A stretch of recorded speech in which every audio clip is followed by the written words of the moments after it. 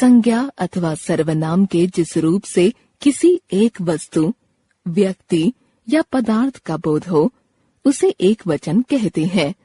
जैसे पुस्तक, केला, मछली, गायिका आदि।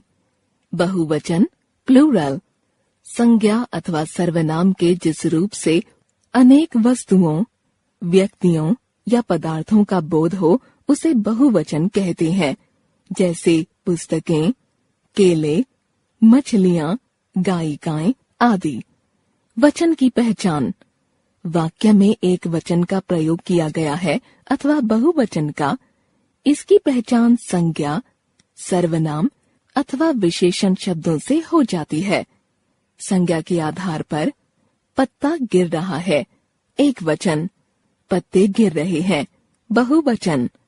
सर्वनाम के आधार पर मैं खाना खा रहा हूँ, एक वचन, हम खाना खा रहे हैं, बहुवचन। विशेषण के आधार पर वह अच्छा लड़का है, एक वचन, वे अच्छे लड़के हैं, बहुवचन। जहाँ संज्ञा अथवा सर्वनाम शब्दों से वचन का बोध न हो वहाँ क्रिया से इसका ज्ञान हो जाता है। जैसे फूल मुरझा गया, एक वचन, फूल मुरझा गए, बहुवचन। भिखारी भीख मांग रहा है, एक वचन, भिखारी भीख मांग रहे हैं, बहुवचन। एक वचन का बहुवचन के रूप में प्रयोग। किसी के प्रति आदर या सम्मान प्रकट करने हेतु एक वचन के लिए भी बहुवचन का प्रयोग होता है। जैसे दशरथ अयोध्या के राजा थे। कभी कभी बड़प्पन दिखाने के लिए लोग बहुवचन का प्रयोग करते हैं। जैसे राजा ने सैनिकों से कहा, अपराधी को हमारे सामने लाया जाए। यहाँ मेरे के स्थान पर व्यक्ति के लिए हमारे शब्द का प्रयोग हुआ है। कुछ शब्दों का प्रयोग हमेशा बहुवचन में ही होता है। जैसे लोग, होश, केश, आंसू, दर्शन, हस्ताक्षर आदि। इनके कुछ उदाहरण निम्नलिखित हैं। यह मेरा सौभाग्य है कि आपके दर्शन हो गए। वृद्धा की दशा देखकर मेरी आंखों में आंसू आ गए। सेठ ने उस दस्तावेज पर अपने हस्ताक्षर कर दिए। विषैले सांप को अपने शिशु के पास देखकर माँ के तो प्राण ही निकल गए। रंगे हाथों पकड़े जाने पर राहुल के होश उड़ गए। बहुवचन का एक वचन के रूप में प्रयोग। तू एक वचन का शब्द है, इसका बहुवचन तुम होता है, परंतु तू को शिष्टता पूर्ण शब्द नहीं माना जाता है। इसलिए व्यवहार में तू के स्थान पर एक वचन के लिए भी प्रायः तुम का प्रयोग ही किया जाता है।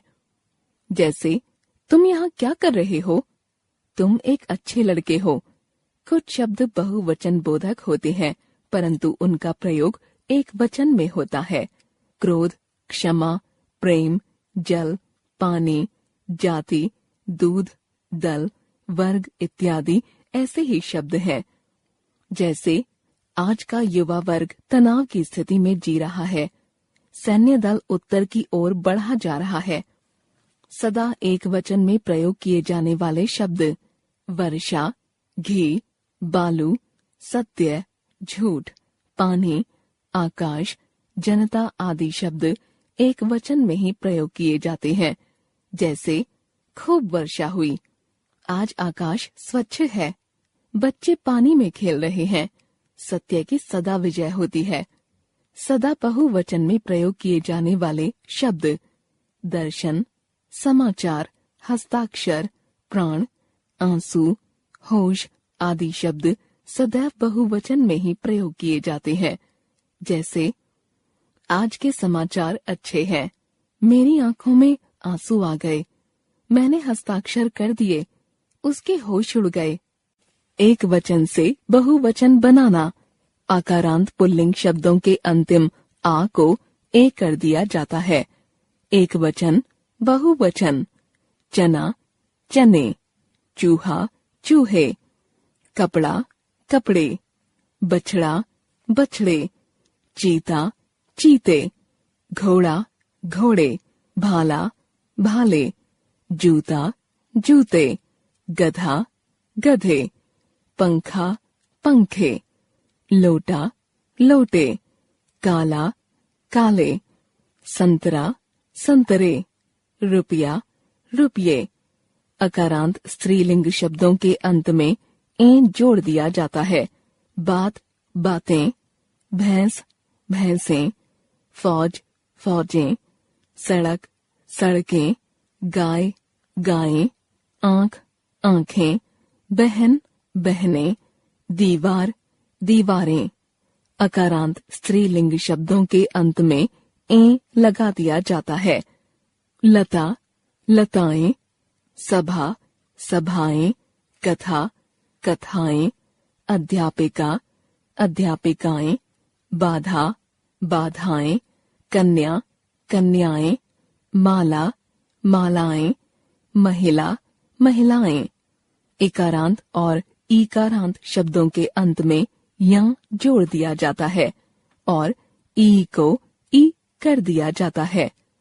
पत्ती, पत्तियां, नारी, नारियां, नदी, नदियां, डाली, डालियां, दासी, दासियां, टोपी, टोपियां, क्यारी, क्यारियां, सखी, सखियां, लड़की, लड़कियां, पगडंडी, पगडंडियां। या अंत वाले स्त्रीलिंग शब्दों में अंतिम या को या कर दिया जाता है।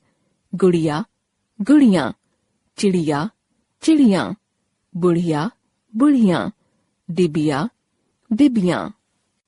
उकारांत, उकारांत और औकारांत स्त्रीलिंग शब्दों के अंतिम उ और आओ में ए जोड़ दिया जाता है। एक वचन, बहुवचन, गौ, गौएं, वस्तु, वस्तुएं, वधु, वधुएं, धेनु, धेनुएं। वृंद, वर्ग, जन, लोग, गण आदि शब्द जोड़कर गौ, गौवृंद, आप, आप लोग, मजदूर, मजदूर वर्ग, छात्र, छात्रगण, नेता, नेतागण, अध्यापक, अध्यापक वृंद। कारक, केस,